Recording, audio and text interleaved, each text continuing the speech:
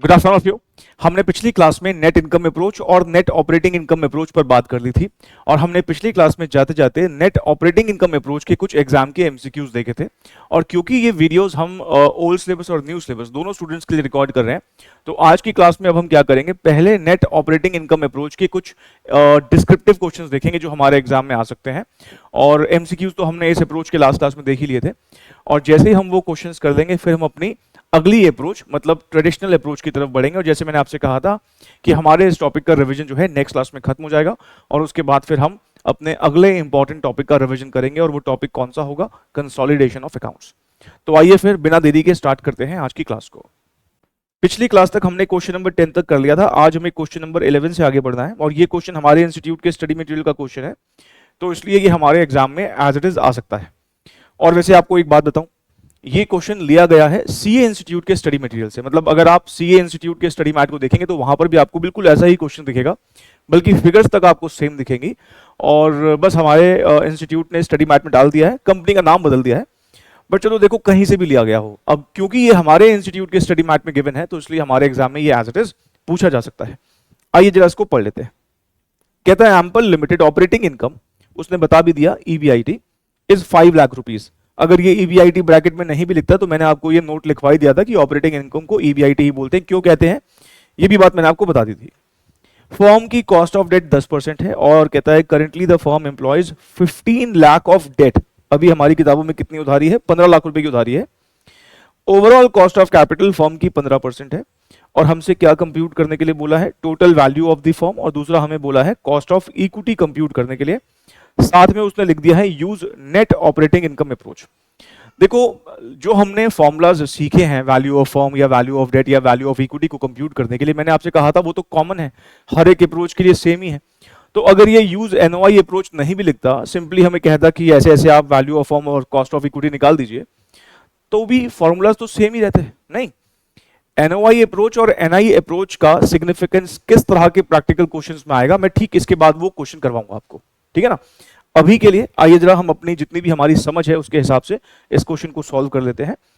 हमें value of firm compute करना है, तो हम वैल्यू ऑफ फर्म तो यहां पर सीधे सीधे कंप्यूट कर सकते हैं। वैल्यू ऑफ फर्म का मैंने आपको फॉर्मूला बताया था, ईबीआईटी को हम कैपिटलाइज कर देते हैं ओवरऑल कॉस्ट ऑफ कैपिटल से। ईबीआईटी हमारे पास है 5 लाख रुपए और केओ हमारे पास है 15%। तो आप 0.15 लिखो या 15% से डिवाइड कर दो, बात एक ही है। 5 लाख को अगर मैं 15% से डिवाइड करता हूं तो ये आ जाता है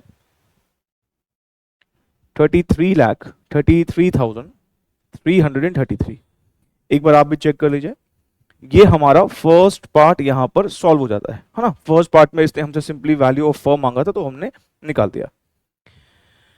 अब सेकंड पार्ट में हमसे कॉस्ट ऑफ इक्विटी कंप्यूट करने के लिए बोला है। और कॉस्ट ऑफ इक्विटी कंप्यूट करने के लिए हमें क्या करना चाहिए? देखो, हमारे पास फर्म का वैल्यू है 33,33,333 और डेट का वैल्यू हमें क्वेश्चन में गिवन नहीं है 15 लाख रुपए। तो हम चाहें तो वैल्यू ऑफ इक्विटी कंप्यूट कर सकते हैं और वैल्यू ऑफ इक्विटी आने के बाद वैल्यू ऑफ इक्विटी के ही फॉर्मूला से हम कॉस्ट ऑफ इक्विटी को भी कंप्यूट कर पाएंगे। तो आइए अपने सेकंड पार्ट की तरफ बढ़ते हैं। हम जानते हैं कि वैल्यू ऑफ फर्म कैसे आता है? Value of debt plus value of equity. तो अगर मुझे वैल्यू ऑफ इक्विटी को कंप्यूट करना होगा तो मुझे क्या करना चाहिए? वैल्यू ऑफ फर्म में से वैल्यू ऑफ डेट को माइनस कर देते हैं। वैल्यू ऑफ फर्म है 33,33,333 माइनस 15 लाख रुपए, ये हमको दे रखा है।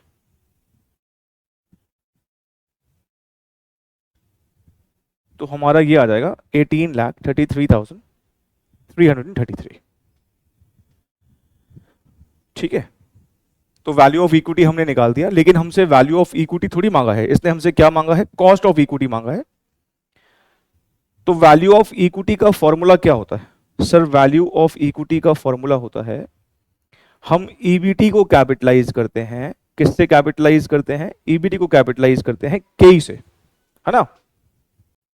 और ईबीटी निकालना हमारे लिए कोई प्रॉब्लम है ही नहीं, बस ईबीआईटी में से क्या करना है? इंटरेस्ट को माइनस करना है।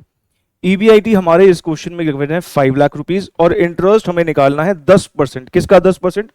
15 लाख रुपए डेट का। तो ईबीआईटी हमारा है 5 लाख जिसमें से हम अगर इंटरेस्ट को माइनस कर देते हैं तो 15 लाख का 10% निकल के आएगा 1.5 लाख, और हमारा ईबीटी आएगा 3,50,000, है ना। और अब आपको क्या करना है, बस वैल्यू ऑफ इक्विटी के फॉर्मूला में पुट कर दो, ये वाले फॉर्मूला में, है ना, ये वाले फॉर्मूला में पुट कर देंगे। वैल्यू ऑफ इक्विटी हमारा कितना है सर, वो हमने निकाला था 18,33,333। तो वैल्यू ऑफ इक्विटी है 18,33,333, ईबीटी है 3.5 लाख डिवाइडेड बाय केई, तो हमारा केई कितना आ जाएगा, 3,50,000 को 18,33,333 से डिवाइड कर देंगे।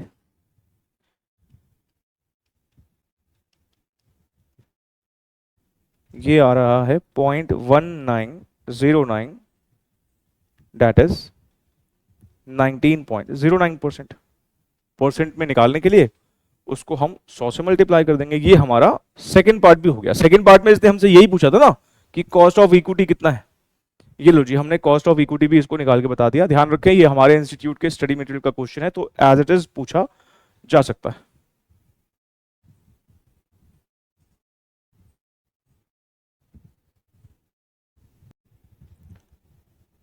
चलिए अपने अगले क्वेश्चन की तरफ बढ़ते हैं। नेक्स्ट क्वेश्चन जो हम सॉल्व कर रहे हैं, क्वेश्चन नंबर 12, ये क्वेश्चन भी हमारे इंस्टीट्यूट के स्टडी मटेरियल का क्वेश्चन है, और इस क्वेश्चन में ना आप नेट ऑपरेटिंग इनकम अप्रोच को अप्लाई होते हुए देखेंगे।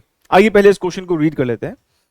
कहता है bliss limited has an EBIT of ₹4 lakhs and belongs to a risk class of 10%, that is overall cost of capital is 10%। कह रहा है कोई ब्लिस लिमिटेड कंपनी है जो कि 10% का एक रिस्क रखती है, मतलब उनका जो ओवरऑल कॉस्ट ऑफ कैपिटल है वो 10% का है। What is the value of equity capital if it employs 5% debt to the extent of 30%, 40% और 50% of the total capital of ₹20 lakhs। ध्यान रखें इसने हमसे मांगा क्या है, इसने हमसे मांगा है वैल्यू ऑफ इक्विटी, और 3 सिचुएशंस हमको दी हैं। अगर हम अपनी टोटल कैपिटल का 30% फाइनेंसिंग डेट से करें, दूसरी बार 40% फाइनेंसिंग डेट से करें, और तीसरी बार 50% फाइनेंसिंग डेट से करें। और इसने हमें आगे क्लैरिफाई कर दिया कि हमें नेट ऑपरेटिंग इनकम अप्रोच को फॉलो करना है।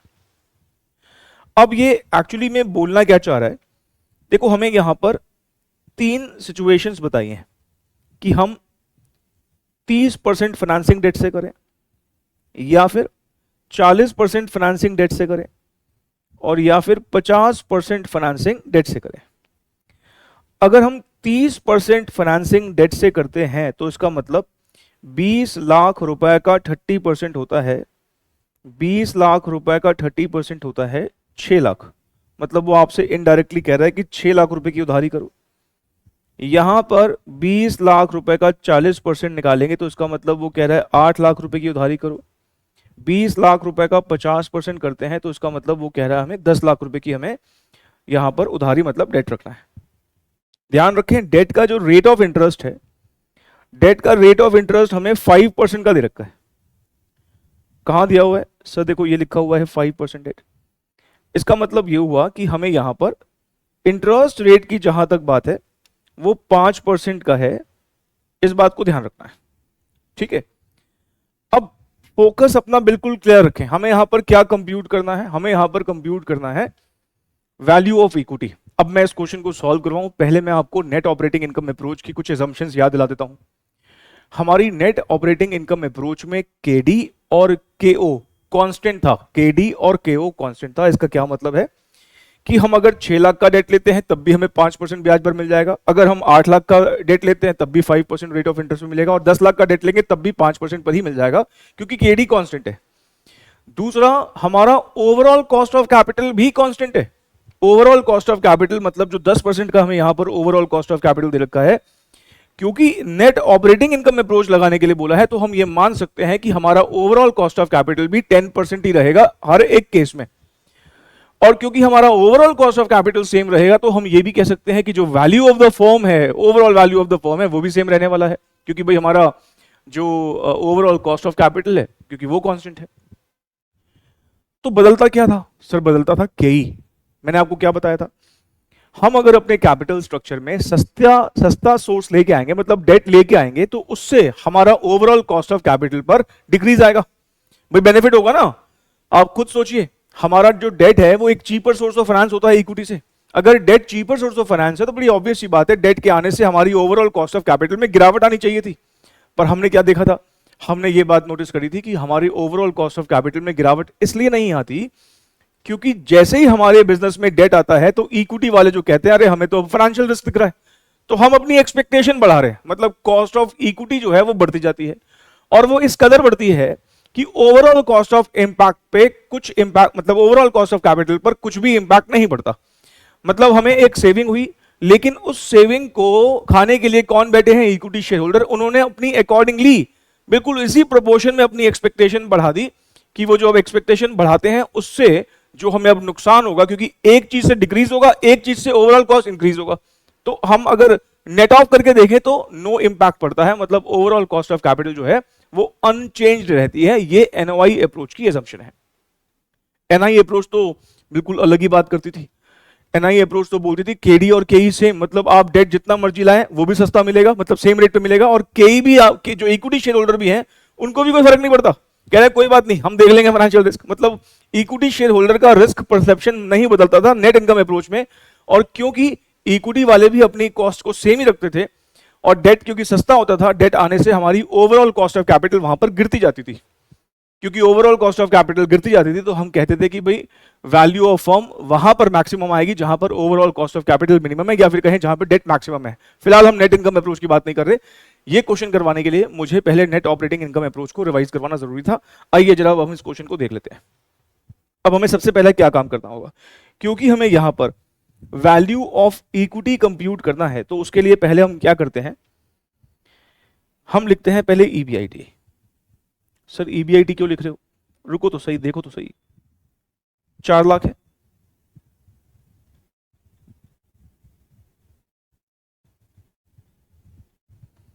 फिर हम लिखेंगे ओवरऑल कॉस्ट ऑफ कैपिटल, मतलब केओ 10%। ये सेम क्यों है हर एक में? क्यों सेम है? It remains constant. कौन सी अप्रोच में कांस्टेंट रहती है? एनओआई अप्रोच में। आप कह सकते हैं कि यहां पर हमने एनओआई अप्रोच अप्लाई होते हुए देखी। ये जो मैंने 10-10-10 लिख दिया, ये क्या मतलब है? ये एनओआई अप्रोच है। तो क्या अब आप वैल्यू ऑफ फर्म कंप्यूट कर सकते हो? हाँ sir value of firm compute कर लेंगे। कैसे कंप्यूट करोगे? ईबीआईटी को केओ से डिवाइड करके। तो ईबीआईटी को केओ से डिवाइड करके हमारी वैल्यू ऑफ फर्म आ जाएगी। वैल्यू ऑफ फर्म कितनी आएगी? 4 लाख को 10% से डिवाइड करोगे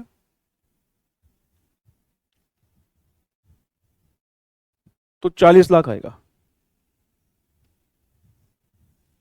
ठीक है। अब मैं अगर इसमें से वैल्यू ऑफ डेट माइनस कर दूं, जो कि हम ऊपर लिख भी चुके हैं, 6 लाख, 8 लाख, 10 लाख, ये हम अगर इसमें से माइनस कर देते हैं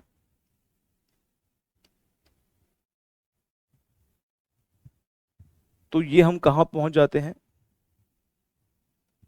वैल्यू ऑफ इक्विटी पे 34 lakhs, 32 lakhs, 30 lakhs।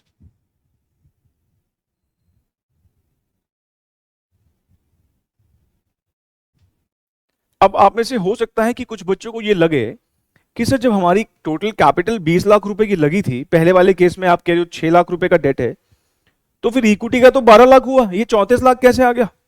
ऐसे ही दूसरे वाले केस में अगर 8 लाख रुपए डेट है तो 20 में से 8 घटाएंगे तो ये 12 आना चाहिए था, 20 में से 10 घटाएंगे तो यहां पर 10 लाख आना चाहिए था। ये आपने कौन सी वैल्यू ऑफ इक्विटी निकाल दी? अरे भाई आप भी समझते हो कि इक्विटी शेयर्स के रिस्पेक्ट में जो बुक्स में वैल्यू होती है, मतलब जो इक्विटी शेयर की बुक वैल्यू होती है और वो जो मार्केट में प्रिवेल कर रही होती है वैल्यूज डिफरेंट होती है। बल्कि मार्केट वैल्यूज तो किसी भी अच्छी एक प्रॉफिटेबल कंपनी की तो बहुत ही ज्यादा होती है। तो जो आप दिमाग में सोच रहे हो वो बुक वैल्यू है, लेकिन हमने जो निकाला क्या निकाला, मार्केट वैल्यू निकाला। ये असली वैल्यू है। नहीं, बुक्स में तो किसी भी कंपनी के शेयर की, सपोज अगर मैं एमआरएफ की बात करूं तो उसका शेयर का फेस वैल्यू 10 रुपए है, रिजर्व वगैरह भी सब कंप्यूट कर लोगे थोड़ा ज्यादा निकल आएगा, बट 1.5 लाख थोड़ी निकल आएगा। उनका मार्केट वैल्यू शेयर का कितना है, 1.5 लाख के अराउंड है। तो बुक वैल्यू और मार्केट वैल्यू में फर्क होता है। ये आपने जो निकाला है ये बेसिकली क्या निकाली है, आप कह सकते हो ये आपने मार्केट वैल्यूज निकाली है। अब अगर हम क्वेश्चन की रिक्वायरमेंट को पढ़ें तो हमारा ये क्वेश्चन सॉल्व हो गया। इसने यही पूछा था, बताइए what is the value of equity, जो हमने निकाल दिया। लेकिन जब मैं अपने इंस्टीट्यूट के स्टडी मैट में सोल्यूशन देखता हूं तो इंस्टीट्यूट ने क्या कर रखा है, के भी निकाल दिया है। इसका मतलब जरूर क्वेश्चन फ्रेम करते वक्त जो है एक लाइन शायद प्रिंट नहीं हुई, नहीं, लेकिन एग्जाम में अगर क्वेश्चन आएगा तो वो पूरा क्वेश्चन पूछेगा, ऑफ कोर्स सारी बातें बोलेगा आपको। तो ऐसा करते हैं, मैं यहां पर आपको क्या करता हूं, एक लाइन मैं ऐड करवा देता हूं, ऑल्सो कंप्यूट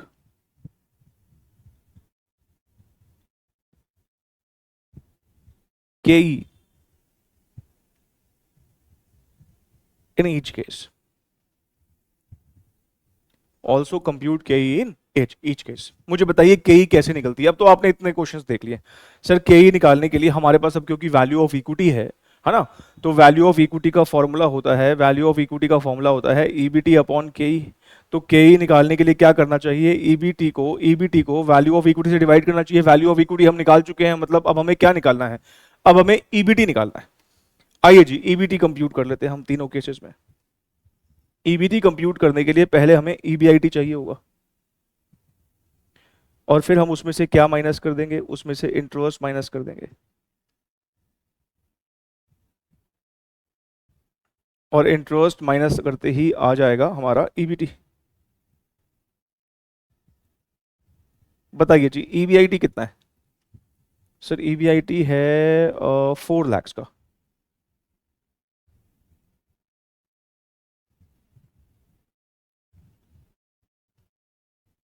इंटरेस्ट सर पहले वाले केस में 6 लाख रुपए का 5% होता है 30,000। 6 लाख रुपए का डेट है, रेट ऑफ इंटरेस्ट 5% है। ऐसे ही यहां पर 8 लाख रुपए का इंटरेस्ट है और इंटरेस्ट का रेट 5% है। और ऐसे ही यहां पर 10 लाख रुपए है, 5% है। तो बताइए कितना आता है। सर ये आ जाएगा 370, 360, 3.5 लाख। ठीक है, तो क्या अब हम KE को कंप्यूट कर सकते हैं। हाँ सर बिल्कुल कर सकते हैं। KE का फॉर्मूला अगर दिमाग में ना है तो आपको पता है वैल्यू ऑफ इक्विटी का फॉर्मूला क्या होता है। सर वैल्यू ऑफ इक्विटी का फॉर्मूला होता है EBT अपॉन KE। तो KE का फॉर्मूला क्या हो जाएगा sir, EBT upon value of equity, EBT upon value of equity. तो हमारा EBT कितना है, 3,70,000 है। डिवाइड किससे करेंगे हम, 34 लाख से। ऐसे ही यहां पर 3,60,000 डिवाइड किससे करेंगे, 32 लाख से। ऐसे ही यहां पर 3.5 लाख और डिवाइड किससे करेंगे, 30 लाख से। चलिए करके बताइए, 3,70,000 डिवाइडेड बाय 34 लाख। सर ये आ जाएगा 10.88%, 0.1088 आ रहा है, that is 10.88%। 3,60,000 divided by 32 lakhs, 0.1125, that is 11.25%। और ऐसे ही यहां पर ये आ गया 0.1167, दैट इज 11.67%।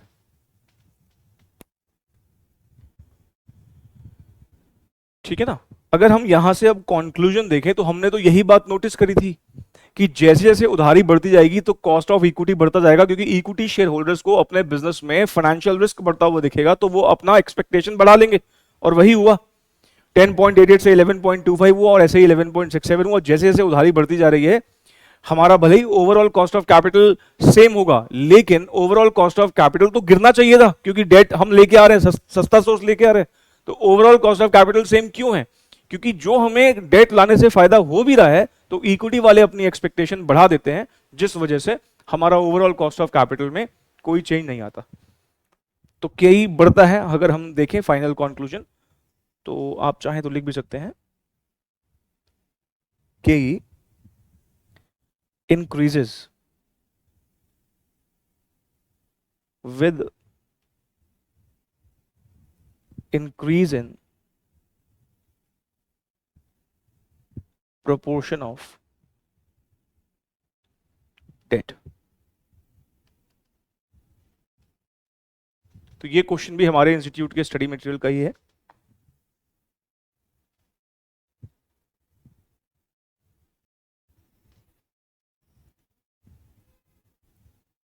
चलिए आइए अपने अगले क्वेश्चन की तरफ बढ़ते हैं।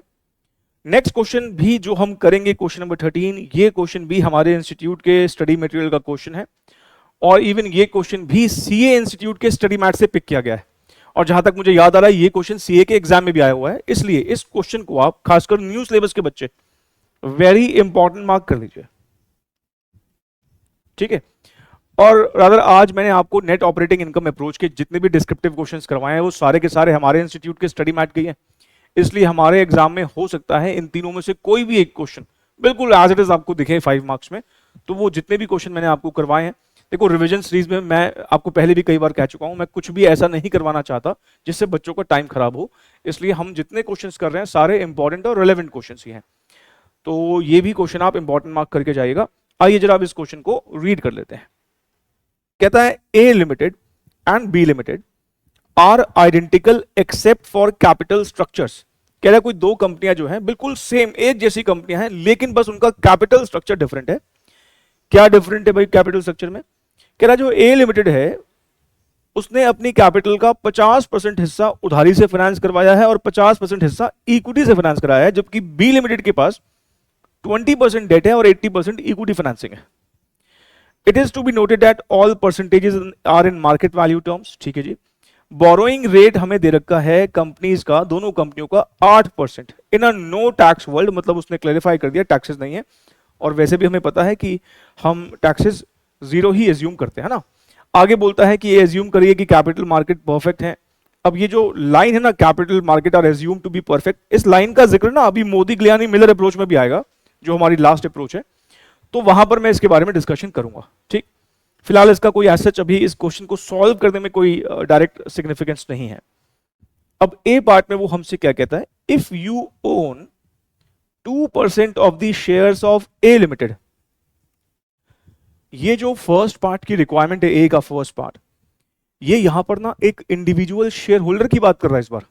कह रहा मान लीजिए आपके पास ए लिमिटेड जो कंपनी है, अगर उसका 2% स्टेक हो आपके पास, 2% इक्विटी अगर आपके पास हो, तो आपका रिटर्न क्या होगा? Determine your return if the company has net operating income of 3,60,000 and overall capitalisation rate of the company, मतलब केओ कितना है 18%। तो पहले हम ए के फर्स्ट पार्ट पे ही फोकस करें। आप मुझे बताइए, अगर मेरी किसी भी कंपनी में 2% की स्टेक है तो उसका क्या मतलब होता है? अगर कोई इंसान किसी कंपनी में 2% का इन्वेस्टमेंट रखता है तो उसका क्या मतलब है कि वो कंपनी जितनी भी कमाई करेगी उसका 2% हिस्सा उस शेयर होल्डर के हाथ में जाएगा। मान लीजिए किसी कंपनी का कोई प्रमोटर है जिसके पास 75% जो है शेयर्स हैं, तो उसका क्या मतलब है कि जितनी भी कमाई होगी, और मान लो उस कमाई को अगर बांटा जाए तो 75% डिविडेंड उसी एक शेयर होल्डर के पास जाएगा जिसके पास वो स्टेक है। नहीं, गवर्नमेंट कंपनीज में गवर्नमेंट के पास मेजॉरिटी स्टेक होती है, और गवर्नमेंट कंपनीज में आप देखोगे ज्यादातर डिविडेंड यील्ड बहुत ज्यादा होता है, क्योंकि गवर्नमेंट को भी अपने खर्चे चलाने के लिए इनकम चाहिए होती है, तो वो पीएसयू कंपनी से डिविडेंड बंटवा देती है, और वो डिविडेंड जो है मेजॉरिटी पोर्शन किसके पास जाता होगा? गवर्नमेंट के पास, क्योंकि गवर्नमेंट का स्टेक सबसे ज्यादा है। नहीं, तो 100 बात की एक बात, मैं अगर किसी कंपनी में एक परसेंटेज ऑफ स्टेक होल्ड करता हूं तो उस कंपनी की जितनी भी कमाई होगी उतना परसेंट हिस्सा मेरा है। ठीक है, सही। यहां पर देख लो, किसी इंसान के पास, वो कह रहा है आपके पास ए लिमिटेड के 2% शेयर है, तो उसका मतलब ए लिमिटेड के पास जितनी भी कमाई आएगी इक्विटी शेयर होल्डर के लिए, उसकी 2% कमाई मेरी होगी। नहीं, वही पूछ रहा कि बताओ कितनी कमाई है तुम्हारी। तो ए का फर्स्ट पार्ट कंप्यूट करना ना कोई डिफिकल्ट वाली बात नहीं है, डिफिकल्टी इसमें कुछ नहीं है। आइए पहले इसी को कंप्यूट कर लेते हैं। चलिए पहले मुझे आप ये बताइए, अगर मुझे ए लिमिटेड का वैल्यू ऑफ फर्म कंप्यूट करना हो तो वो कैसे निकलेगा? सर वैल्यू ऑफ फर्म निकालने का तरीका होता है ईबीआईटी को केओ से डिवाइड कर लेते हैं। अच्छा हम ए लिमिटेड का ही क्यों निकाल रहे हैं? क्योंकि जो ये फर्स्ट पार्ट है ना इसमें ए लिमिटेड का ही जिक्र है, ठीक है, इसलिए ए लिमिटेड की बात हो रही है। चलिए ईबीआईटी हमें ए लिमिटेड का पता है 3,60,000 और केओ हमें बताया गया है ये रहा 18%। तो जरा चेक करके बताइएगा 360 को 18% से डिवाइड करके क्या आता है? सर ये आता है 20 लाख। और हमें फिर बताया गया है कि जो वैल्यू ऑफ डेट है वो 50% है। लिखा था ना ऊपर, देखो क्या लिखा था, ए लिमिटेड जो है 50% डेट और 50% इक्विटी से फाइनेंसिंग करती है। और साथ में देखो इसने ये भी कहा था कि ये जो परसेंटेजेस हैं ये मार्केट वैल्यू टर्म्स में बताई गई हैं, चिंता मत करें, मतलब मार्केट वैल्यू टर्म्स में ही ये परसेंटेजेस बताई गई हैं। तो इसका मतलब हम यहां पर वैल्यू ऑफ डेट कंप्यूट कर सकते हैं। कितना होगा? 50% बोला है उसने,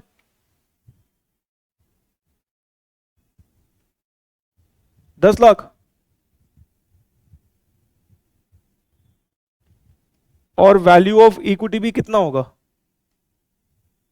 10 लाख ही।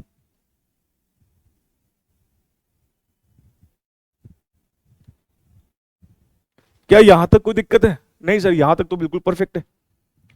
चलिए अब मुझे बताइएगा ईबीआईटी कितना है? सर ईबीआईटी है 3,60,000। इसमें से पहले हमें बाहर वालों का ब्याज चुकाना पड़ेगा। कितना? सर 10 लाख रुपए का। देखो भाई बोरोइंग का रेट हमें 8% का दे रखा था, तो 10 लाख का 8% होता है 80,000।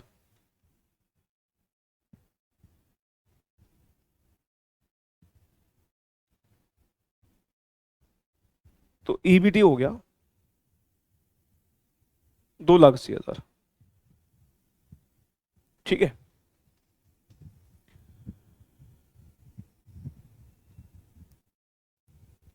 अब ध्यान से, ये 280 जो है ये कंपनी की टोटल अर्निंग्स है जो कि इक्विटी शेयर होल्डर्स के लिए अवेलेबल है ना? ये टोटल अर्निंग्स है जो इक्विटी शेयर होल्डर्स के लिए अवेलेबल है। अब जिस इंसान के पास जितने परसेंट शेयर होंगे उसका इसका उतना परसेंट हिस्सा उनको मिल जाएगा। और हम भी जानते हैं यहां पे हम क्या एज्यूम करते हैं, रिटेन तो कुछ करते नहीं, जो कमाते हैं सब बांट देते हैं, नहीं। तो अगर मेरे पास 2% शेयर हैं, अगर मेरे पास 2% शेयर हैं तो हमें इसमें से कितना रिटर्न मिलेगा? इसका 2%। तो क्या लिखे यहां पर? Return of investor holding 2% equity, 2,80,000 का 2% 5,600 होता है, 5,600 होता है। ठीक है, मतलब इस 2,80,000 में से ऐसा इंसान जो इस कंपनी में 2% स्टेक होल्ड करता है उसके घर में 5,600 पहुंचेंगे, नहीं। अब ना ये क्वेश्चन जो है सीए एग्जाम का क्वेश्चन है, हमारे इंस्टीट्यूट ने बिल्कुल ऐसे ही का ऐसा हमारे स्टडी मटेरियल में डाल दिया है। अब यहां पर प्रॉब्लम क्या है कि ये इसने क्लेरिफाई नहीं किया कि ये जो रिटर्न मांगा गया है ये रुपीस में मांगा गया है कि परसेंटेज में मांगा गया है। भाई इंटरप्रिटेशन तो कुछ भी हो सकती है।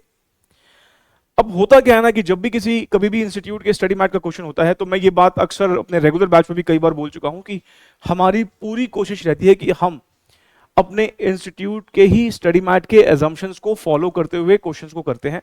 मतलब जो एजम्पशन हमारे इंस्टीट्यूट ने लिए हम भी वैसी एजम्पशन लेंगे, बिकॉज हमारे एग्जाम में वैसा ही सोल्यूशन एक्सपेक्ट किया जाएगा। हम अगर इंस्टीट्यूट के एजम्पशंस के डिफर करके कुछ और करके आएंगे तो हमारे मार्क्स कटने का डर रहता है। तो हमारे इंस्टीट्यूट ने क्या किया है, पहले वाले का आंसर तो रुपीज टर्म्स में ही दिया जैसे हमने भी निकाला, और क्योंकि सेकंड पार्ट में उसने फिर से हमसे पूछा है return on equity, implied rate of return on equity, तो एक बार रुपीज में हो गया तो ये वाला फिर परसेंटेज में हो जाएगा। मतलब सेकंड पार्ट हमारे इंस्टीट्यूट ने परसेंटेज में कंप्यूट किया है। हालांकि मैं फिर से बोलूंगा, फर्स्ट पार्ट में ये क्लैरिफाइड नहीं है कि रुपीज में मांगा गया है कि परसेंटेज में मांगा गया है। अब जब कुछ क्लैरिफाई ना हो तो हम फिर उसी एजम्पशन पे सॉल्व कर देते हैं जो एजम्पशन हमारे इंस्टीट्यूट ने फॉलो करी है। ठीक है, और हमें कैसे पता लगेगा हमारा इंस्टीट्यूट क्या फॉलो कर रहा है? भाई स्टडी मैट का क्वेश्चन है तो सोल्यूशन, स्टडी मैट के सोल्यूशन को देख के, और अगर एग्जाम का क्वेश्चन है तो इंस्टीट्यूट की गाइडलाइन आंसर को देख के नहीं, हमें तो ऐसे ही पता लगेगा ना। तो ए का फर्स्ट पार्ट हमने कर लिया, ये ए का फर्स्ट पार्ट था। अब ए का second part, rate of return on equity.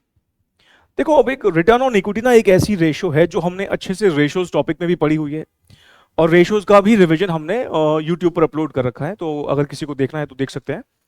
और रेशोज में हमने रिटर्न ऑन इक्विटी को वहां भी समझा था। पर अगर हम कॉमन सेंस को यूज करते हुए इसके फॉर्मूला को डिराइव करें तो क्या होना चाहिए?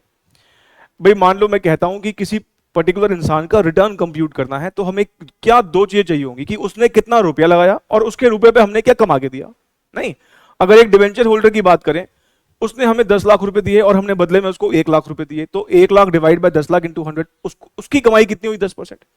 ठीक है, ऐसे यहां पर भी कह सकते हैं हम, भाई इक्विटी वालों को हम क्या कमा के देते हैं? Earning available for equity share holder. यहां यही EBT he earning available for equity है, क्योंकि यहां पे ना टैक्सेस है ना यहां पर कोई प्रेफरेंस कैपिटल है, तो हम कह सकते हैं ईबीटी ही यहां पर क्या है? Earning available for equity share holder. ये हमने उनको कमा के दिया है, और डिवाइडेड बाय उन्होंने कितना रुपया लगा रखा है, जो वो रुपया लगाते हैं उसको क्या बोल देते हैं? Value of equity into 100। तो 2,80,000 रुपए हमने उनको कमा के दिए, और वैल्यू ऑफ इक्विटी मतलब उनका कितना रुपया लगा है? 10 लाख। तो इक्विटी शेयर होल्डर का जो रिटर्न हो गया वो कितना हो गया? 28%।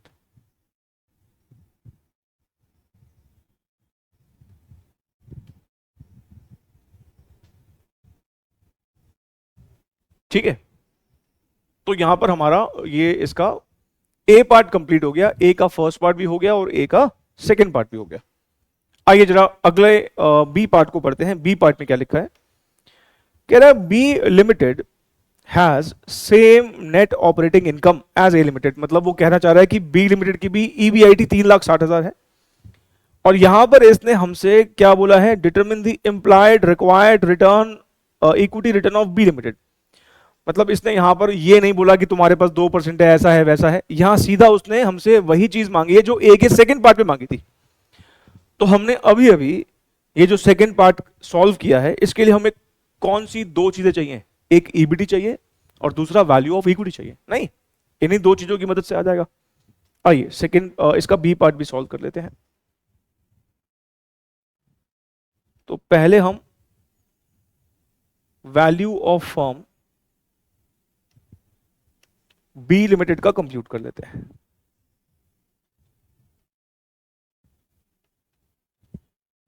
ईबीआईटी अपॉन के, उसने हमें बोला है कि ईबीआईटी हमारी सेम ही है और केओ हमारा 18% का है, तो हमारा ये यहां पर भी 20 लाख निकल आएगा, है ना? चलिए अब बताइए वैल्यू ऑफ डेट और वैल्यू ऑफ इक्विटी कितना कितना होगा? सर यहां पर बताया गया है कि 20% हम डेट से रेज करेंगे, 80% इक्विटी से रेज करेंगे। तो 20 लाख रुपए का 20% होता है 4 लाख।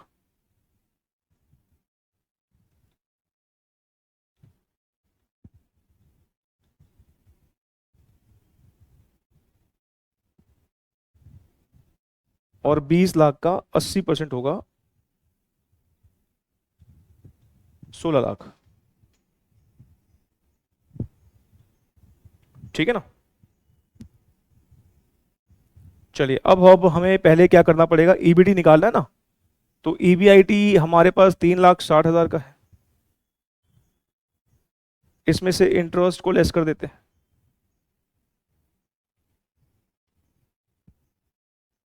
इंटरेस्ट हमारा कितना है?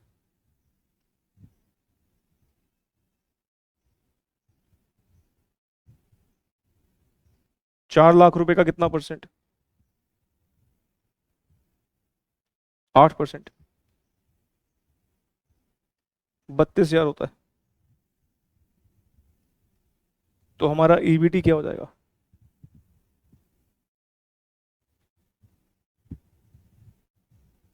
3,28,000।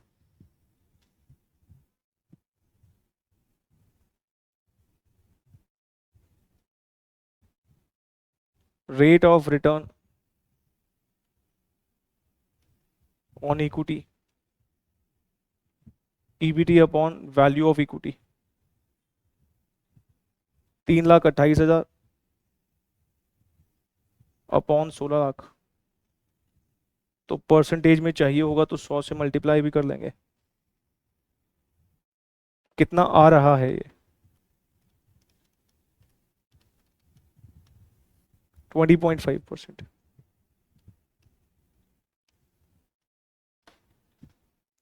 वैसे आपको मैं यहां पर एक बात बताऊं, आप पहले मुझे बताइए कि वैल्यू ऑफ इक्विटी का हमारा क्या फॉर्मूला होता था? सर वैल्यू ऑफ इक्विटी का फॉर्मूला मतलब जो हमने इक्विटी वालों को कमा के दिया हम उसको केई से कैपिटलाइज करते हैं। तो केई का फॉर्मूला क्या होता था? EBT upon value of equity.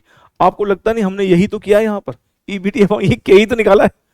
और वैसे भी थोड़ा कॉमन सेंस लगाओ, केई का क्या मतलब होता है?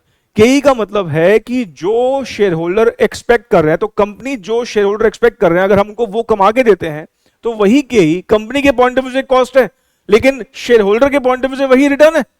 भाई जो हमने शेयर होल्डर को कमा के देना है हमारे लिए, कंपनी के लिए कॉस्ट है, शेयर होल्डर के लिए वही रिटर्न है। तो यहां पर उसने बोला भले ही शेयर होल्डर के पॉइंट ऑफ व्यू से है, लेकिन इनडायरेक्टली जानते हो उसने हमसे केई तो मांगा है।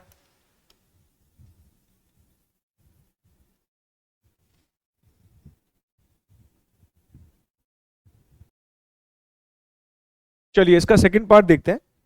देखिए इसने सेकंड पार्ट में हमसे पूछा है कि analyse why does it differ from A limited.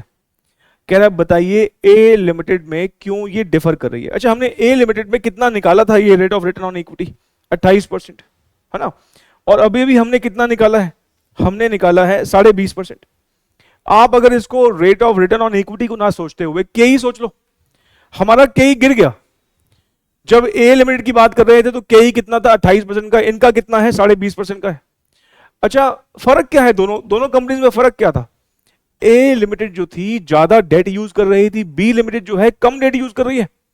अब याद करो नेट ऑपरेटिंग इनकम अप्रोच की assumptions, हम क्या बोलते थे? हम अगर ज्यादा डेट लेके आएंगे तो हमारे जो इक्विटी शेयर होल्डर हैं उनकी एक्सपेक्टेशन बढ़ जाएगी। अगर ए लिमिटेड और बी लिमिटेड दोनों एक ही जैसी कंपनियां हैं तो जिस कंपनी में ज्यादा उधारी होगी वहां पे शेयर होल्डर जो है, इक्विटी शेयर होल्डर जो है, ज्यादा रिटर्न की एक्सपेक्टेशन रखेंगे। और अगर मान लो किसी के पास कम उधारी है तो वहां पे जो इक्विटी शेयर होल्डर की एक्सपेक्टेशन है वो कम हो जाएगी, क्योंकि उनको फाइनेंशियल रिस्क कम दिखेगा।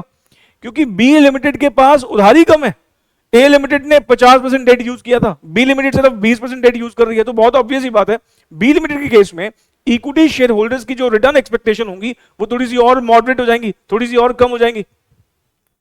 और हमारे लॉजिक्स क्या थे? जब हम डेट बढ़ा रहे थे तो हम कह रहे थे डेट बढ़ेगा तो चीपर सोर्स आ रहा है तो इससे तो ओवरऑल कॉस्ट ऑफ कैपिटल गिरना चाहिए। नहीं, एक एडवांटेज है, लेकिन वो एडवांटेज कंप्लीटली सेट ऑफ हो जाता है। क्यों? क्योंकि इक्विटी शेयर होल्डर अपनी एक्सपेक्टेशन बढ़ा देते हैं। अब उल्टा करो, हम कह रहे हैं कि अगर हम अपने डेट को कम कर रहे हैं, अगर डेट कम करेंगे तो चीपर सोर्स को हटा रहे हैं, तो ओवरऑल कॉस्ट ऑफ कैपिटल तो बढ़ जानी चाहिए। लेकिन ओवरऑल कॉस्ट ऑफ कैपिटल क्यों नहीं बढ़ती? क्योंकि अब इक्विटी शेयर होल्डर अपनी एक्सपेक्टेशन को घटा देते हैं। नहीं, यही तो मतलब हुआ। तो ये सेकंड पार्ट का जो आंसर है मैं आपके सामने लिखने का वक्त दे रहा हूं। यहां पे ये लिखा हुआ है इसका आंसर, मैं रीड करवा देता हूं। Return on equity of B limited is lower than that of A limited because B limited uses less debt और decline in required equity return offset exactly the disadvantage of not employing cheaper debt. मतलब क्या है इसका? इस पहले का क्या मतलब है? अगर हमने देखा कि 28 से 20.5 हो गया, 20.5 हो गया, वो क्यों हो गया? क्योंकि हमने 50% की डेट को घटा के 20% कर दिया, मतलब चीपर सोर्स ऑफ फाइनेंस बाहर निकाल दिया। चीपर सोर्स ऑफ फाइनेंस बाहर निकाला है, इसका मतलब हमारी ओवरऑल कॉस्ट बढ़ेगी, एक डिसएडवांटेज है। लेकिन ये डिसएडवांटेज ऑफसेट हो गया, क्यों? इक्विटी शेयर होल्डर की एक्सपेक्टेशन कम हो गई। नहीं, क्योंकि हमने डेट को अगर देखें, ए लिमिटेड का डेट जो था वो ज्यादा था, कितना था? 50% था, हम इसमें 20% कर रहे हैं। डेट कम करने का मतलब एक चीपर सोर्स ऑफ फाइनेंस को बाहर निकाल रहे हैं, तो उससे तो ओवरऑल कॉस्ट ऑफ कैपिटल बढ़नी चाहिए थी, लेकिन नहीं बढ़ी। क्यों नहीं बढ़ी? क्योंकि जितने से वो बढ़ती उसी प्रोपोर्शन में इक्विटी शेयर होल्डर ने अपनी एक्सपेक्टेशन को घटा के कम कर दिया। इसलिए ओवरऑल कॉस्ट ऑफ कैपिटल हमारी यहां पर अभी भी कितनी होगी, 18% ही होगी। अब ये बात मैं ऑलरेडी एक्सप्लेन कर दिया है, तो अब आप इसको नोट करना चाहें कर सकते हैं। ये क्वेश्चन ध्यान रखें, न्यू सिलेबस के बच्चे खासकर आपके एग्जाम में एज इट इज आ सकता है। तो यहां पर हम कह सकते हैं कि हमने नेट इनकम अप्रोच और नेट ऑपरेटिंग इनकम अप्रोच, इन दोनों अप्रोचेस को अच्छे से रिवाइज कर दिया है, और अब हम अपने अगली अप्रोच की तरफ बढ़ रहे हैं जिसका नाम है ट्रेडिशनल अप्रोच। देखिए, ट्रेडिशनल अप्रोच जब हम अभी डिस्कस करेंगे तो आप देखेंगे ये सबसे ज्यादा रियलिस्टिक अप्रोच है। मतलब इसमें जो एजम्पशंस हैं वो प्रैक्टिकल वर्ल्ड में कहीं ना कहीं दिखती भी हैं। एनओआई और एनआई अप्रोच में दोनों में अनरियलिस्टिक एजम्पशंस थी। भाई ये कह देना कि केडी कांस्टेंट रहेगी, और एनआई अप्रोच तो बोलती है केई भी कांस्टेंट रहेगा, प्रैक्टिकली कहां दिखता है? भाई जैसे जैसे हम अपनी किताबों में, हम अपने बिजनेस में उधारी बढ़ाते जाते हैं तो इक्विटी का तो जो एक्सपेक्टेशन है वो बढ़ेगा ही बढ़ेगा, बल्कि जो नया उधार देने वाला है वो भी अपनी एक्सपेक्टेशन बढ़ा देता है। और मैंने आपको एग्जांपल लेके बताया भी था। फॉर एग्जांपल, विजय माल्या कल को इंडिया आता है और वो किसी बैंक से लोन लेने के लिए बोलता है, तो बैंक तो पहले मना ही कर देंगे, उनको रिस्क लगेगा। और अगर कोई लोन देने को रेडी कर भी लेगा तो शायद वो बहुत ज्यादा रेट ऑफ इंटरेस्ट पे करेगा। प्रैक्टिकली आपने ये वर्ड सुना होगा, सिबिल। अगर किसी का सिबिल खराब होता है तो ज्यादातर बैंक लोन देने से मना ही कर देते हैं, और अगर देते भी हैं तो एक हाई रेट ऑफ इंटरेस्ट पे देते हैं। और सिबिल खराब किन का होता है? जिनका पास्ट में कोई डिफॉल्ट की हिस्ट्री हो या लोन बड़े ज्यादा हो, उनका सिबिल खराब होता है। तो कहने का मतलब यह है कि कॉस्ट ऑफ डेट कांस्टेंट नहीं रहता है। एक इंसान जिसके ऊपर ऑलरेडी बहुत उधारी है, वो जब इंक्रीमेंटल, जब वो एडिशनल उधार लेगा तो उसको ज्यादा रेट पर पड़ेगा। और ऐसी कंपनियां जिनमें उधारी ज्यादा होती है, इक्विटी शेयर होल्डर की एक्सपेक्टेशन भी बहुत ज्यादा होती है। तो एनआई अप्रोच और एनओआई अप्रोच, इन दोनों की ही एजम्पशंस जो थी वो अनरियलिस्टिक थी, इसलिए प्रैक्टिकली ऐसी अप्रोचेस देखना मुश्किल रहता है। अब ट्रेडिशनल अप्रोच क्या करती है? ट्रेडिशनल अप्रोच काफी हद तक वही एज्यूम करती है जो हम प्रैक्टिकली देखते हैं। एग्जाम्पल के तौर पर मैं आप छोटा सा एग्जाम्पल लेता हूं। मान लो आपने सीएस क्वालिफाई कर दिया और आप एक बड़ी सीनियर पोजीशन पर पहुंच चुके हैं और आपका पैकेज 1 करोड़ रुपए का है, साल का 1 करोड़ रुपए है, या फिर कोई बिजनेस कर रहे हैं और आपका जो रेवेन्यू है, ईयरली एनुअल रेवेन्यू 1 करोड़ रुपए की है। और अभी मान लो आपके सर पे कोई उधारी नहीं है। अब आप ना एक छोटा सा उधार लेना चाहते हो 50,000 रुपए का। अगर आप ये छोटा सा उधार लोगे तो क्या बैंकों को रिस्क लगेगा? पता नहीं ये इंसान पैसा चुका पाएगा नहीं चुका पाएगा। बैंक तो कहेंगे आप सर 50,000, इतना छोटा सा, आप बताओ कितना चाहिए। मतलब ये कि जब आप एक छोटा सा उधार लेते हो अपने एनुअल रेवेन्यू के कॉन्टेक्स्ट में, या फिर कहें जितना आपका स्केल है उस हिसाब से आप छोटा सा लोन लेते हो, तो किसी को कोई फर्क नहीं पड़ता। सामने वाले को भी पता है कि इनकम बड़ी जबरदस्त है, बहुत अच्छी है, लोन और पहले का कोई है नहीं, तो आराम से चुका देगा। लेकिन मान लो अगर मैं यही थोड़ा सा बढ़ा दूं बातों को, मैं कहूं कि आपकी भले ही इनकम 1 करोड़ की है, लेकिन ऑलरेडी किसी इंसान के ऊपर 4 करोड़ 5 करोड़ का लोन है और वो 2 करोड़ का और लोन लेना चाहता है, बैंक के हाथ पैर कांपने लग जाएंगे। नहीं, क्योंकि अब दिख रहा है सामने वाले के पास लोन ज्यादा है। अब यही बात ना कॉर्पोरेट वर्ल्ड के बारे में सोचिए। ऐसी कंपनियां, बहुत सी कंपनियां मिलेंगी आपको, ऐसी कंपनियां जो कि जीरो डेट पे काम कर रही हैं, उधारी है ही नहीं, पूरा इक्विटी फाइनेंस्ड है। ऐसी कंपनियां अगर मान लो थोड़ा सा लोन ले भी लेती हैं तो किसी को कोई फर्क नहीं पड़ता। ना ही इक्विटी शेयर होल्डर की एक्सपेक्टेशन बढ़ती है और ना ही जो बैंक लोन दे रहा है उसको कोई फर्क पड़ता है। वो बिल्कुल प्यारे से बढ़िया से रेट ऑफ इंटरेस्ट पे आपको लोन दे देगा। जैसे जैसे हम लोन बढ़ाते जाएंगे तब सामने वाले को फाइनेंशियल रिस्क दिखना शुरू हो जाएगा, और अगर एक लिमिट क्रॉस कर जाएगा लोन तो फिर कॉस्ट ऑफ डेट भी हमारे लिए बहुत स्पीडीली बढ़ना शुरू हो जाएगी और कॉस्ट ऑफ इक्विटी भी बहुत तेजी से बढ़ना शुरू हो जाएगी। मतलब शुरुआत में जब लोन आता है ऐसी कंपनी का जिसके पास पहले से लोन नहीं है, तो केडी के ही ऑलमोस्ट कांस्टेंट रहती है। केडी के ही कांस्टेंट अगर रहेगी और अगर हम डेट लेके आते जाएंगे और कोई फर्क नहीं पड़ रहा है केडी पे, तो हमारी ओवरऑल कॉस्ट कैपिटल शुरुआत में गिरेगी। लेकिन एक लिमिट क्रॉस कर जाने के बाद फिर हमें डेट भी महंगा मिलेगा और इक्विटी तो और स्पीडीली महंगा होगा इक्विटी शेयर होल्डर्स को, तो क्योंकि अल्टीमेटली डेट तो फिर भी कहीं ना कहीं उनके पास एक सिक्योरिटी होती है कि चलो अगर डिफॉल्ट कर दिया तो वो हमारे एसेट बिकवा देंगे, और लिक्विडेशन के टाइम पे भी उनको पहले पेमेंट होगी। लेकिन इक्विटी वालों के पास तो बेचारे कुछ भी नहीं है, इसलिए इक्विटी का तो एक्सपेक्टेशन और तेजी से बढ़ना शुरू हो जाता है और स्पीडीली बढ़ना शुरू हो जाता है। मतलब एक टाइम के बाद केडी और केई दोनों बढ़ते हैं, जिसकी वजह से ओवरऑल कॉस्ट ऑफ कैपिटल में इंक्रीज आना शुरू हो जाता है। मतलब यहां पर हम वही बातें देखेंगे जो हम प्रैक्टिकली देखते हैं।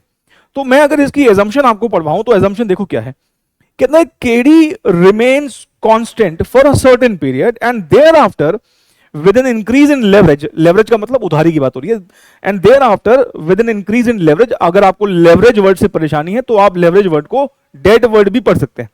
Thereafter with an increase in debt it increases.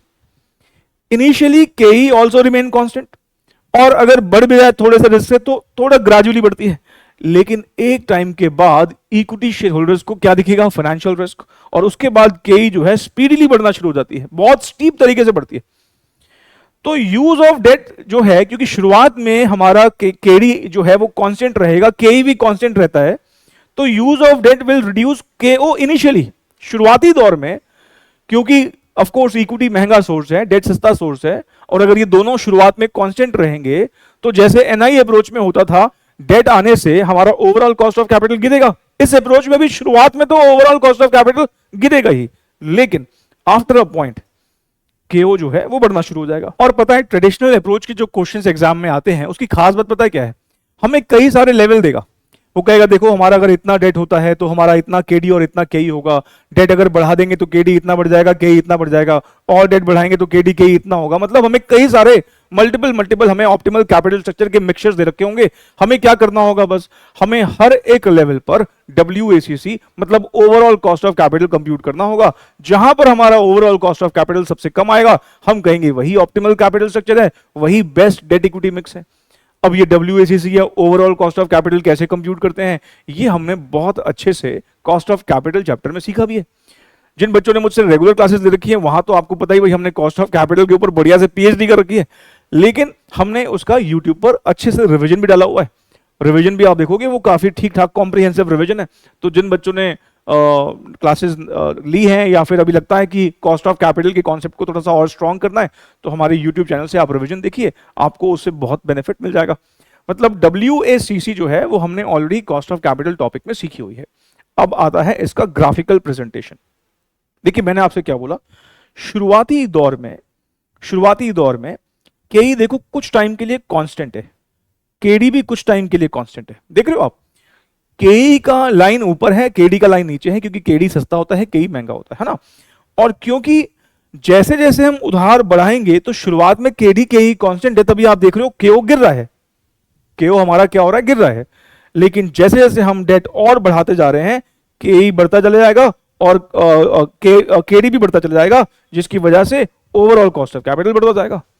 लेकिन ओवरऑल कॉस्ट ऑफ कैपिटल एक पॉइंट पर मिनिमम होगा, जिस पॉइंट पर वो मिनिमम होगा हम कहेंगे वही हमारा ऑप्टिमल कैपिटल स्ट्रक्चर है। मेरी ड्राइंग बहुत ज्यादा अच्छी नहीं है तो हो सकता है लाइनें थोड़ी सी टेढ़ी मेढ़ी बनी हो, लेकिन बताना मैं यही चाह रहा हूं, शुरुआत में केडी और केई जो है कांस्टेंट रहता है, और केडी केई कांस्टेंट रहता है, तो इसलिए शुरुआत में हमारी ओवरऑल कॉस्ट ऑफ कैपिटल गिरेगी। लेकिन जैसे ही केडी केई में इंक्रीज आना शुरू हो जाएगा तो उसके बाद हमारा ओवरऑल कॉस्ट ऑफ कैपिटल बढ़ना शुरू हो जाएगा, और धीरे धीरे वो बढ़ते बढ़ते बहुत ज्यादा हो जाएगा जब हमारा डेट मैक्सिमम होगा। तो हम कौन से वाले कैपिटल स्ट्रक्चर को ऑप्ट करेंगे अंडर ट्रेडिशनल अप्रोच, जहां पर हमारा ओवरऑल कॉस्ट ऑफ कैपिटल जो है वो मिनिमम आएगा। तो इस पर्टिकुलर अप्रोच का कंक्लूजन क्या होगा, इस पर्टिकुलर अप्रोच का कंक्लूजन ये होना चाहिए कि जहां पर हमारा WACC मिनिमम हो हमें वही वाला ऑप्ट कर लेना चाहिए। As per this approach debt should exist in the capital structure only up to a specific point. ज्यादा उधारी कभी भी किसी भी कंपनी के लिए अच्छी नहीं होती है, beyond which an increase in leverage मतलब debt would result in reduction in the value of the firm. Value of firm क्यों रिड्यूस होगी, क्योंकि कॉस्ट ऑफ कैपिटल बढ़ जाएगा ना ओवरऑल, और हमें पता है ओवरऑल कॉस्ट ऑफ कैपिटल में और वैल्यू ऑफ फर्म के बीच में इनवर्स रिलेशनशिप होता है। ये बात तो हमने पहले सीखी हुई है, मैंने लिखवा भी रखी है आपको। तो कॉस्ट ऑफ कैपिटल बढ़ेगा तो वैल्यू ऑफ फर्म हमारा गिरना शुरू हो जाएगा। There exists an optimum value of debt to equity ratio at which WACC is lowest and market value of the firm is highest. Of course, जहां पर हमारा WACC lowest होगा वहां पर हमारे फॉर्म का वैल्यू हाईएस्ट होगा। तो कोई बहुत बड़ी रॉकेट साइंस नहीं है ट्रेडिशनल अप्रोच, मेरे ख्याल से आपको बात समझ में आ गई होगी। आइए अब हम कुछ क्वेश्चंस देख लेते हैं। क्वेश्चन नंबर 14, ये क्वेश्चन दिसंबर 2023 में आया, और आइए जरा इसको रीड करते हैं। कहता है which one of the following approaches of the capital structure pleads that debt financing initially increases the value of the firm, however excess debt financing beyond a particular point reduces the value of the firm. देखो अगर आप net income approach की बात करेंगे पहले वाली, तो वहां तो हमें पता है कि डेट लाने से हमारा overall cost of capital reduce होता था, और overall cost of capital reduce होता था, इसका मतलब वैल्यू ऑफ फर्म तो वहां पर बढ़ती बढ़ती थी। नहीं, नेट ऑपरेटिंग इनकम अप्रोच में क्या होता था, वहां तो वैल्यू ऑफ फर्म कांस्टेंट रहती थी क्योंकि केओ कांस्टेंट था। तो ट्रेडिशनल अप्रोच ही ऐसी अप्रोच है जहां पर इनिशियली हम जब सस्ता डेट लेके आएंगे तो हमारा ओवरऑल कॉस्ट ऑफ कैपिटल कम होगा, इसका मतलब वैल्यू ऑफ फर्म बढ़ेगा, लेकिन एक सर्टेन पॉइंट के बाद जब हमारी डेट फाइनेंसिंग बहुत एक्सेस हो जाएगी तो वो हमारी ओवरऑल कॉस्ट ऑफ कैपिटल को काफी ज्यादा बढ़ा देगा, और ऑफ कोर्स अगर ओवरऑल कॉस्ट ऑफ कैपिटल बढ़ेगी तो हमारा वैल्यू ऑफ फर्म जो है वो डिक्लाइन होगा। तो इसमें सही आंसर जो है वो कौन सा होगा, वो होगा सी, ट्रेडिशनल अप्रोच। ठीक है जी, चलिए अगले क्वेश्चन की तरफ बढ़ते हैं। नेक्स्ट क्वेश्चन अब एक डिस्क्रिप्टिव क्वेश्चन है, क्योंकि मुझे दोनों का ही ख्याल रखना है, ओल्ड सिलेबस वाले और न्यू सिलेबस वाले बच्चे। अब ये न्यू सिलेबस के पॉइंट ऑफ व्यू से आप देखोगे तो एक रेलेवेंट क्वेश्चन है। इसके बाद फिर हम एक एमसीक्यू करेंगे, ठीक है ना, एग्जाम का एमसीक्यू करेंगे ट्रेडिशनल अप्रोच का। आइए पहले इसको देख लेते हैं। कहते हैं Sonam limited has a total capitalisation of 10 lakh रुपए। The finance manager of the firm wants to take a decision regarding the capital structure. After a study of the capital market, he gathers the following data. कहता अगर हम अपना amount of date zero रखते हैं, मतलब सारा का सारा पैसा अगर हम इक्विटी से रखेंगे तो हमारा के ही 10% होगा, और बहुत ऑब्वियस ही बात है जब हम उधार ले ही नहीं रहे तो इंटरेस्ट रेट किस बात का। दूसरे केस में कहता है अगर हम अपना उधार 1 लाख कर देते हैं तो हमारा रेट ऑफ इंटरेस्ट 4% पड़ेगा, और इक्विटी वालों का जो कॉस्ट है वो थोड़ा सा बढ़ जाएगा, 10.5% हो जाएगा। हम अपना उधार और बढ़ाएंगे तो हमारा शुरुआत में केडी कह रहा कांस्टेंट रहेगा, 4 ही रहेगा, लेकिन के ही थोड़ा सा और बढ़ जाएगा। उधार बढ़ाते जाएंगे बढ़ाते जाएंगे बढ़ाते जाएंगे तो आप देखोगे हमारा केडी बढ़ता जा रहा है बढ़ता जा रहा है बढ़ता जा रहा है, और केई भी लगातार बढ़ता जा रहा है। अब हमें हर एक लेवल पर केडी भी पता है और केई भी पता है, तो हमें क्या करना चाहिए, हमें इन सारे लेवल पर हमें केओ कंप्यूट करना चाहिए, डब्ल्यूएसीसी कंप्यूट करना चाहिए। और डब्ल्यूएसीसी यहां पर अब कैसे कंप्यूट करना है, जैसे हमने कहां पर कंप्यूट किया था, हमने जैसे कंप्यूट किया था अपने कॉस्ट ऑफ कैपिटल चैप्टर में। हमारे पास कॉस्ट ऑफ डेट है, वेट ऑफ डेट है, कॉस्ट ऑफ इक्विटी है, वेट ऑफ इक्विटी है, तो cost of debt into weight of debt plus cost of equity into weight of equity हमारा overall cost of capital आ जाएगा। जहां पर हमारा ओवरऑल कॉस्ट ऑफ कैपिटल सबसे कम होगा हम कहेंगे वही हमारा ऑप्टिमल कैपिटल स्ट्रक्चर है। तो इसने हमसे यही तो पूछा है, ये क्या पूछ रहा है, what amount of debt should be employed by the firm. हम कौन सा डेट एम्प्लॉय करेंगे जहां पर हमारा ओवरऑल कॉस्ट ऑफ कैपिटल जो है सबसे कम होगा। कह रहा है if the traditional approach is held valid. आइए जरा हम इसको सॉल्व करते हैं, और सबसे पहले हम यहां पर क्या करते हैं, ऊपर तो हम पहले केडी का फॉर्मूला लिख लेते हैं, सॉरी केओ का फॉर्मूला लिख लेते हैं। केओ का फॉर्मूला क्या होगा, KD into weight of debt plus KE into weight of equity, cost of debt into weight of debt plus cost of equity into weight of equity. अब अगर हम डेट, शुरुआत में हमारा डेट कितना है 0, अगर हम डेट 0 रखेंगे तो उस केस में पहले देख लो भाई, पूरा फॉर्मेट देख लो, इक्विटी कितना होगा 10 लाख होगा। अगर हम डेट को बढ़ा देंगे 1 लाख कर देंगे तो इक्विटी 9 लाख होगा। इसको 2 लाख कर देंगे तो ये 8 लाख हो जाएगा। ये 3 लाख कर देंगे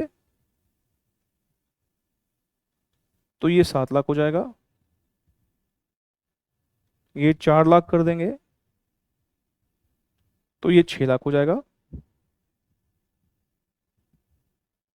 ये 5 लाख कर देंगे तो इक्विटी का कितना हो जाएगा 5 लाख। ऐसे ही उधारी और बढ़ा देंगे 6 लाख तो हमारा इक्विटी 4 लाख होगा। देखना भाई कहां तक लेके जाना, डेट 7 लाख तक लेके जाना। अगर ये 7 लाख होगा तो हमारा इक्विटी 3 लाख होगा। ठीक है, तो आप देखिए हर एक सिनारियो में हमारा टोटल जो वैल्यू है वो 10 लाख ही है।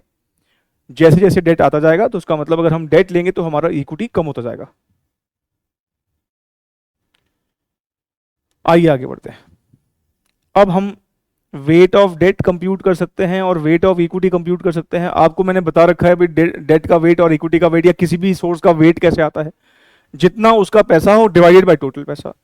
शुरुआत में अगर हम देखें तो हमारा डेट 0 है तो इसलिए वेट ऑफ डेट तो 0 होगा, और सारा पैसा इक्विटी का लगाए 10 लाख अपॉन 10 लाख 1 हो जाएगा यहाँ पर। 1 लाख अपॉन 10 लाख 0.1, 9 लाख अपॉन 10 लाख 0.9। कैसे आता है? जिस भी सोर्स का वेट निकालना हो उसका amount divided by total amount. तो 1 लाख अपॉन 10 लाख, 9 लाख अपॉन 10 लाख, और आपको पता है सम ऑफ वेट्स हमेशा क्या होता है? 1 होता है। ऐसे ही यहां पर आप देखोगे तो 0.2, 0.8, 0.3, 0.7, 0.4, 0.6, 0.5, 0.5, 0.6, 0.4, 0.7, 0.3,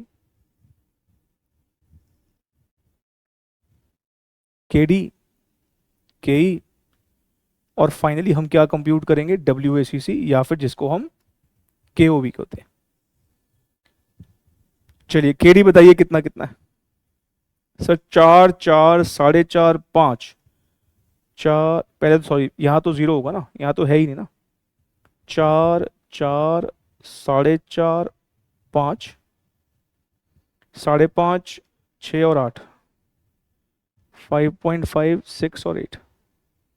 इक्विटी के केस में 10, 10.5, 11, 10, 10.5, 11, 11.6, 12.4, 13.5,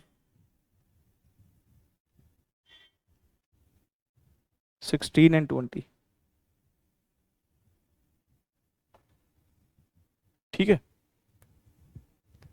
अब आपको पता है कि ओवरऑल कॉस्ट ऑफ कैपिटल कैसे निकलता है, क्योंकि पहले वाले केस में हमारा डेट तो 0 है,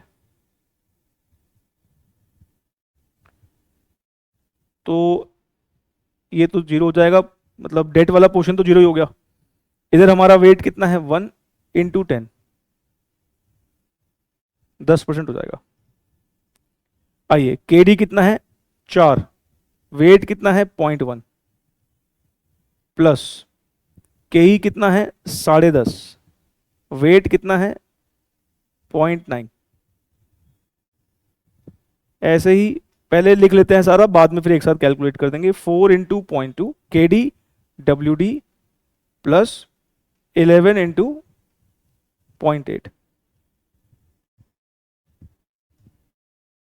4.5 into 0.3 plus 11.6 into 0.7,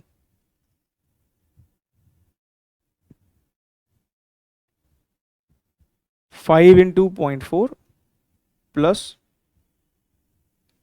12.4 into 0.6, 5.5 into 0.5, 13.5 into 0.5। ये समझ में आ रहा है ना आपको? 6 इंटू 0.6, 16 इंटू 0.4, ऐसे ही 8 इंटू 0.7 प्लस 20 इंटू 0.3।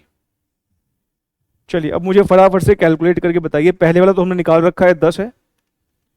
दूसरे वाले केस में हमारा हो जाएगा 10.5 इंटू 0.9 प्लस 0.4, 9.85%। चेक करते चलना, ठीक है ना? 9.85%। दूसरा वाला हमारा हो जाएगा 11 इंटू 0.8 प्लस 4 इंटू 0.8 होता 0.8, ये हो जाएगा 9.6%।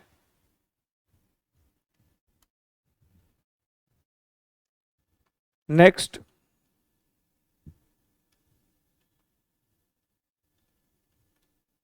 ये आ रहा है 9.47,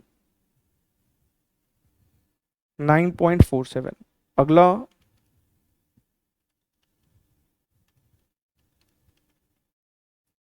9.44। नेक्स्ट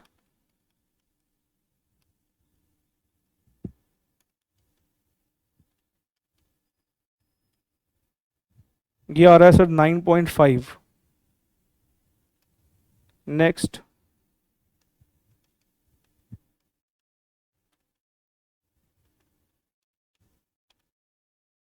सर ये आ रहा है 10%।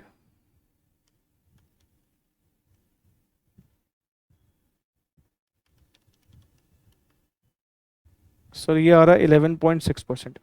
ठीक है जी, चेक कर लो, हमने सारे निकाल दिए। बस सिंपली हमने WCC का फॉर्म लगाया, cost of debt into weight of debt, cost of equity into weight of equity.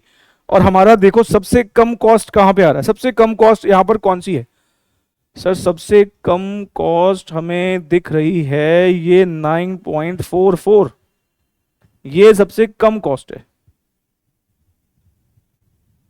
देखो भाई, है ना? इसका मतलब हमारा ऑप्टिमल कैपिटल स्ट्रक्चर कौन सा होगा?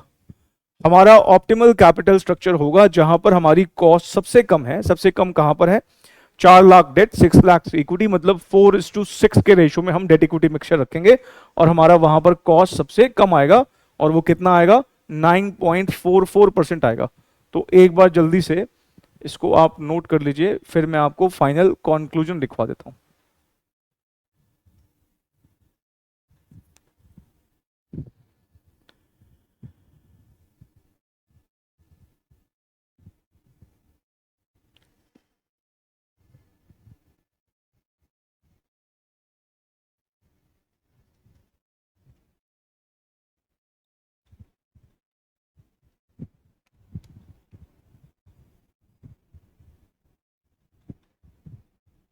Conclusion: the company should raise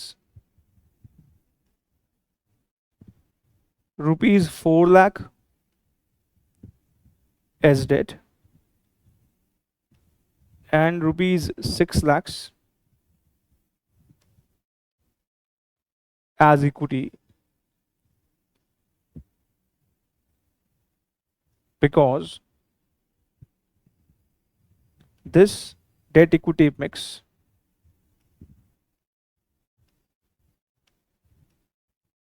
has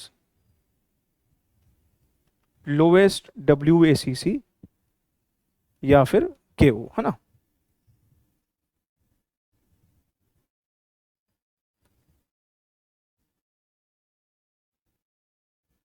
तो हमारा ये क्वेश्चन हो जाता है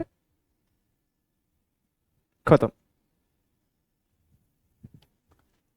अब आती है बात MCQ वाले बच्चों की। ये डिस्क्रिप्टिव पैटर्न वाले बच्चों का हो गया, तो आपके एग्जाम में ये क्वेश्चन एज इट इज आ सकता है। इसको नोट कर लिया हो तो फिर हम अपने अगले क्वेश्चन की तरफ बढ़ेंगे।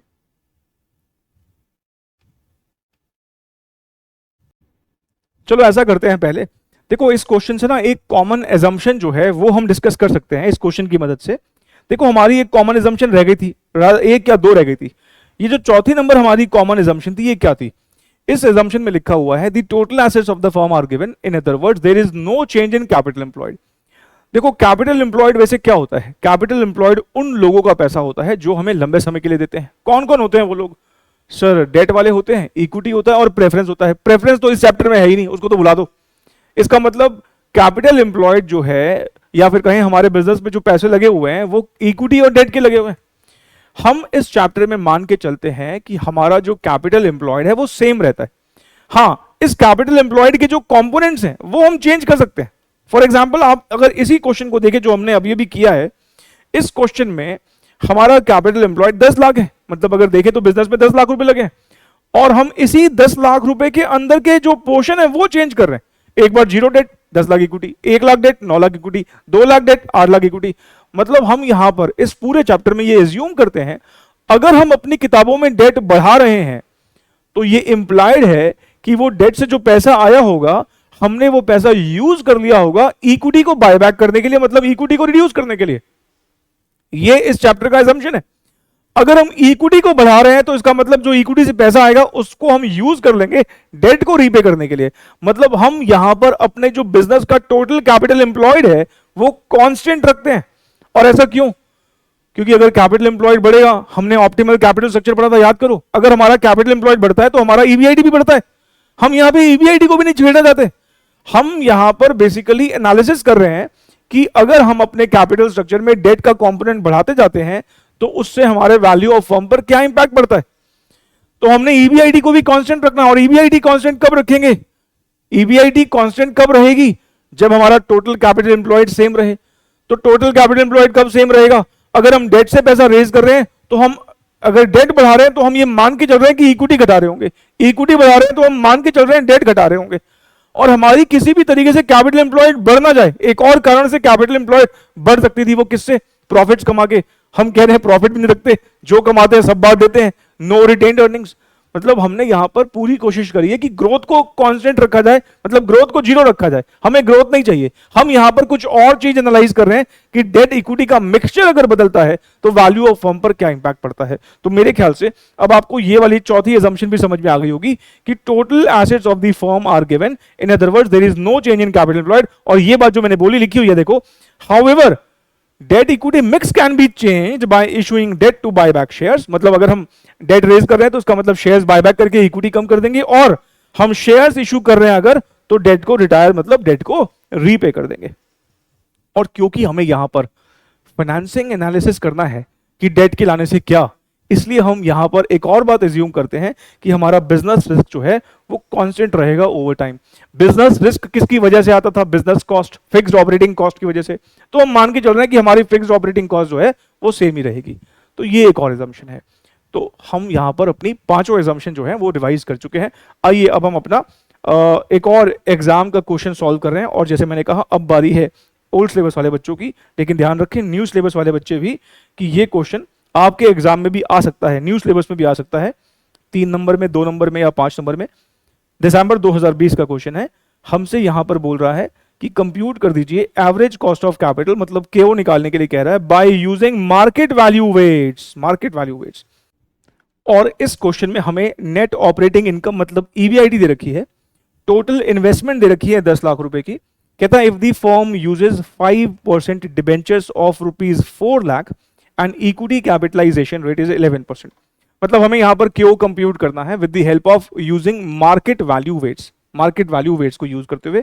आइए जरा इस क्वेश्चन को सॉल्व करने की कोशिश करते हैं। सबसे पहले मुझे आप ये बताइए कि क्या आपको यहां पर ईबीआईटी पता है? हाँ सर ईबीआईटी पता है। ईबीआईटी कितना होगा? सर 2 लाख रुपए का है।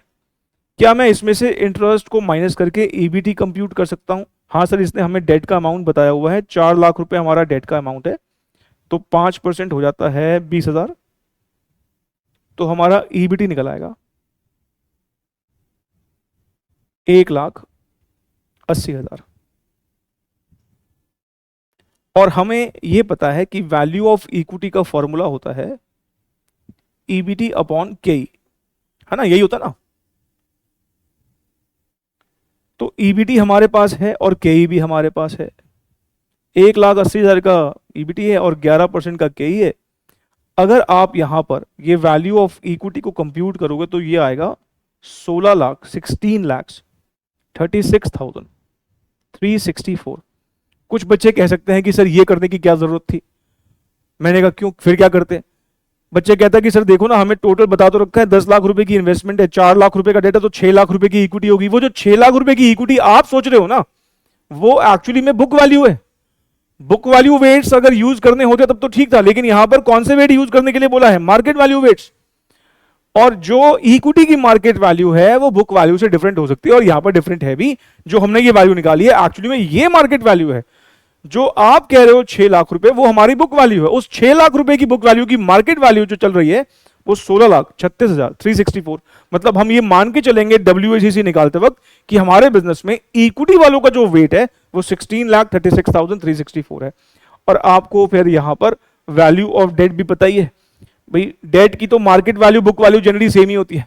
सोचो, जनरली डेट का मार्केट वैल्यू और बुक वैल्यू सेम ही होता है, तो इसका हम कह सकते हैं कि वैल्यू ऑफ डेट हमारा 4 लाख है।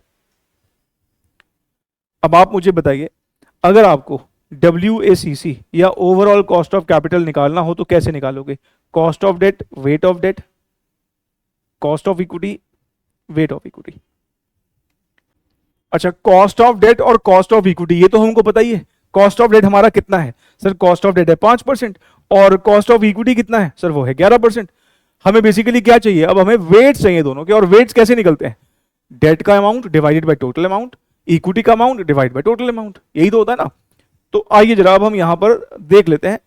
आप मुझे पहले ये बताइए इन दोनों का टोटल क्या होगा? मतलब अगर मैं इन दोनों का टोटल करूं तो हमारा वैल्यू ऑफ फर्म बेसिकली है वो, जरा टोटल करके बताना कितना होता है। सर ये होगा 20,36,000 364 है ना। ये अमाउंट्स क्यों चाहिए? बिकॉज हम वेट निकाल सके। वेट ऑफ डेट कैसे आएगा सर? वेट ऑफ डेट आएगा 4 लाख डिवाइडेड बाय डेट का पैसा डिवाइडेड बाय टोटल पैसा 20, 36, 364। जरा करके बताओ कितना आता है।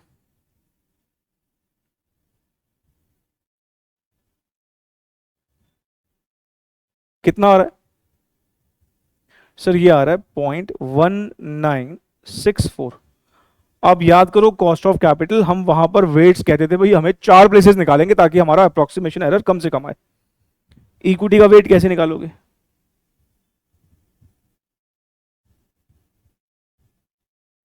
इक्विटी का amount divided by total amount.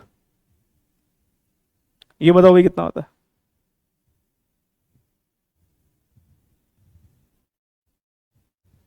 Sir ये आ रहा है 0.8036।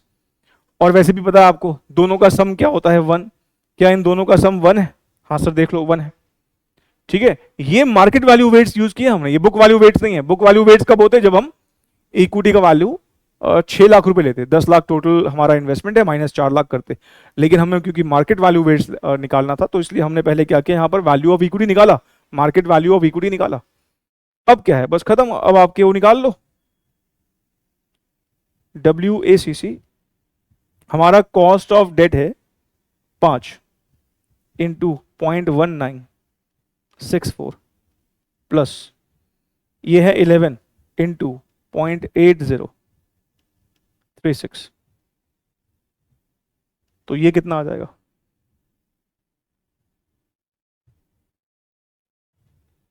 सर ये आ रहा है 0.982 प्लस, दूसरा बताओ सर 8.8396। टोटल बताओ सर 9.8216। और 9.8216 को हम कह सकते हैं 9.82%। और 9.82% हमारे ऑप्शंस में है, सी इज द करेक्ट आंसर। तो यहां पर हमारी ट्रेडिशनल अप्रोच का भी रिवीजन होता है खत्म। अब हमारी एक आखिरी अप्रोच रह गई है, मोदी ग्लियानियन मिलर अप्रोच। अगली क्लास हमारी इस चैप्टर की आखिरी रिवीजन क्लास होगी, उसमें हम मोदी ग्लियानियन मिलर अप्रोच को रिवाइज करके इस चैप्टर के रिवीजन को कंप्लीट कर लेंगे। अगली क्लास हमारी कल नहीं, कल तो संडे है, मंडे को आएगी। और फिर ट्यूसडे से हम उस चैप्टर का रिवीजन शुरू करेंगे जिसका आपको बेसब्री से इंतजार था, कंसोलिडेशन ऑफ अकाउंट्स। कंसोलिडेशन का भी रिवीजन हम बिल्कुल वैसे ही करेंगे जैसे हमने इस टॉपिक का किया, मतलब हम ओल्ड और न्यू सिलेबस दोनों स्टूडेंट्स का इंटरेस्ट दिमाग में रखते हुए उन क्लासेस को रिकॉर्ड करेंगे ताकि हर तरह का स्टूडेंट जो है इन वीडियो से बेनिफिट उठा सके। हमने जो ये क्वेश्चन सॉल्व किए हैं आपको पता ही है, अगली क्लास में जब हमारा टॉपिक खत्म हो जाएगा तो इन्हीं वीडियोस के डिस्क्रिप्शन में आपको पीडीएफ नोट्स का लिंक दिखने लगेगा जो कि आपको हमारे टेलीग्राम चैनल पर ले जाएगा। आप वो डाउनलोड करके उसका प्रिंट आउट ले सकते हैं। और जो बच्चे मेरे साथ व्हाट्सएप पर जुड़े हैं वहां पर भी मैं शेयर कर देता हूं व्हाट्सएप पर कैसे जुड़ना है, ये बात मैं पहले आपको कई बार बता चुका हूं। वीडियोस को आपने लाइक कर दिया होगा, कमेंट आप कर ही देते हैं, नहीं करते हैं तो प्लीज़ करना शुरू कीजिए, बिकॉज आपके कमेंट से ही पता लगता है कि ये वीडियोस आपको हेल्प कर पा रही है कि नहीं। मिलेंगे हम नेक्स्ट क्लास में। Thank you so very much, take care, bye.